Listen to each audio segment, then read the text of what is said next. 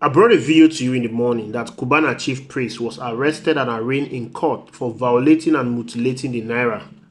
What this means is that his praise stepped upon or tore the naira. This is a crime. Section 21, subsection 3 of the CBN Act expressly prohibits the squeezing and spraying of naira notes for any reason whatsoever. Subsection 4 of this section further stipulates that it is also an offense for anyone to hawk or sell naira notes or any other notes issued by the bank. You can see I mentioned many things here. We'll come back to them. But let's focus on CUBANA first. These offenses are punishable under subsection 1 of section 21, which clearly states a term of imprisonment not less than 6 months or a fine not less than 50,000 or both fine and imprisonment. Now, BOBRISKY, who was arrested for violating the naira, was sentenced to 6 months in prison. But CUBANA chief priest was granted bail. Confusing, isn't it? This is where the whole discussion emanates from. So many persons have expressed their dissatisfaction with the ruling. They felt the 6-month jail term for BOBRISKY is very, very harsh, and they also feel that the court is partial. Some also feel that CUBANA chief priest bought his way out, unlike BOBRISKY, who don't have money to bribe the judges. Well, you won't blame them. We have seen or heard several cases where judgments are being compromised in Nigeria. We have seen conflicting judgment being given by honorable judges in our Nigerian court. So the people who feel dissatisfied with this ruling, you won't blame them.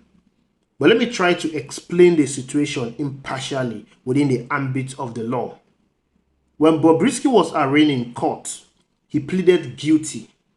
BOBRISKY told the judges that he committed the crime of spraying, violating and mutilating the naira note.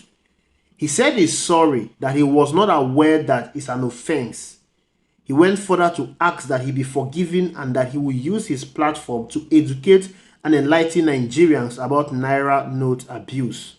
Oh, touching, right? If you were the judge, you will outrightly free him, right? Of course you will, because you feel so bad that he has been wrongly jailed. Where the court of law does not care about your emotions or ignorance. The law does not give a hoot about your ignorance.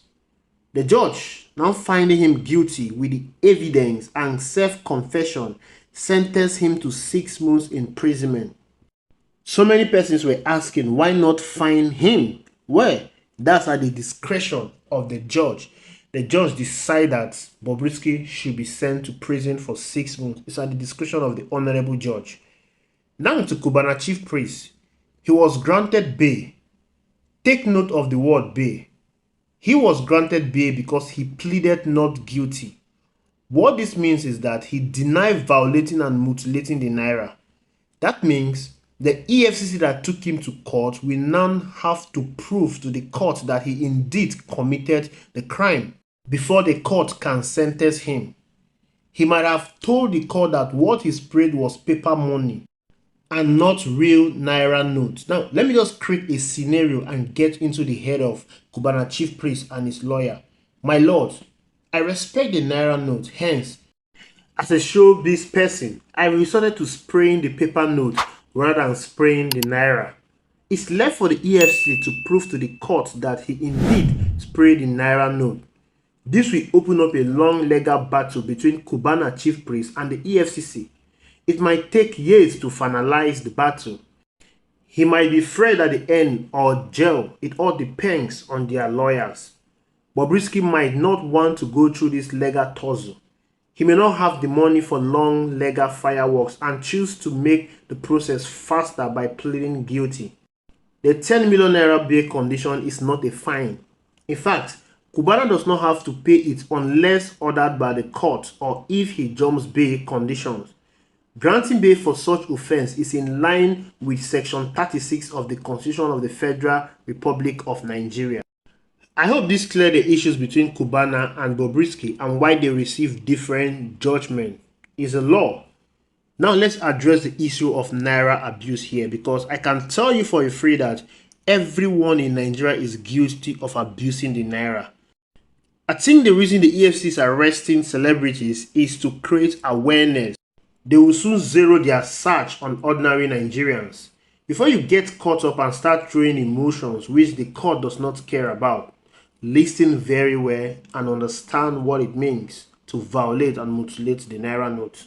From what has happened to BOBRISKY and CUBANA Chief Priest, you just have to stop spraying Naira note on your Saturday Sowambe. Anywhere you go, your party, your birthday, stop spraying the Naira note. It's even bad enough that what you're doing is an offense, but you still get cheated by all these mint sellers. Yes, you get cheated by them.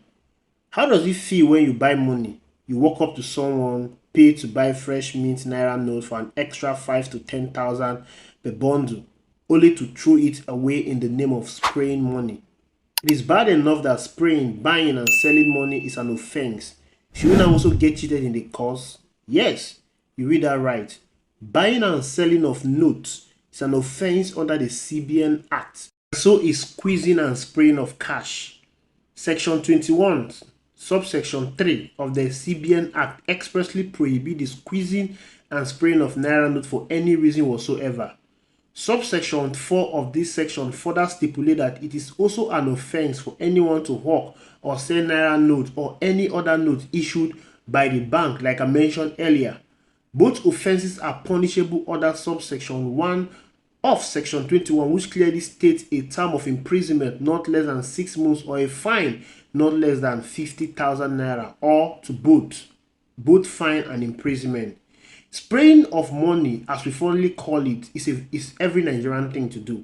We do it at different celebrations, throwing money to signify our good wishes, generosity, and excitement towards the celebrant. Why this may not be a bad thing to do is merely a form of celebration and generosity for us. We end up committing an offense or two for something that is meant to be a thing of joy. And how can we forget our dear money changers who end up cheating us all in the name of charges? If you are caught by any security agency, you will face the same issue that CUBANA Chief Priest and BOBRISKY are facing currently. I'm sure you don't want to get into that trouble because you don't have the clout or the money to face these legal issues in Nigeria. Since the EFCC and other security agencies have started zeroing down on Naira violators, how about we start using paper money to throw in our social event? The real money should be sent to the account number of the celebrants or given to them directly. I'm in support of everything that will restore the dignity of Nigeria. Respecting our currency, which serves as a symbol of dignity, is one way of restoring Nigerian dignity. When you are paying for your transport fare, don't squeeze the Naira note. It's an offense. When you are caught doing it, you can face the same consequences that BOBRISKY and CUBANA Chief Priest is facing. Correct the conductor not to squeeze the note either. Don't write on the note. It's an offense. Don't say you're not ignorant. You have to know this thing. The law does not care about your ignorance. Let's help the security agencies to sanitize our system. Let's help to restore the dignity of Nigeria. And together, we can have a very better and a prosperous nation. Thank you for watching. Have a lovely day. I will see you in the next video.